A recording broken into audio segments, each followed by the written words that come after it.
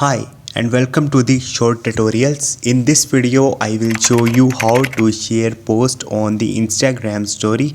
So if you have like any post on the Instagram and you want to share it with your friend through your story, so how you can basically do it, watch this video till the end and you have to follow the same procedure.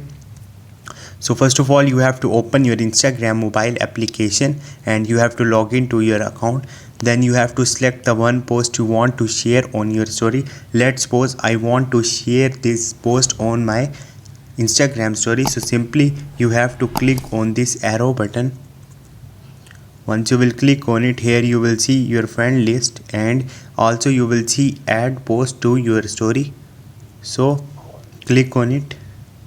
Once you will click on it, your story page is open. Now you can select it like this, or you can add caption from here. Then you can simply click on the send to. Once you will click on the send to, your story will be shared on the Instagram. So this is the procedure. Hope this video will helpful for you. If you have any question, you can ask me in the comment section and don't forget to subscribe my channel. Thank you.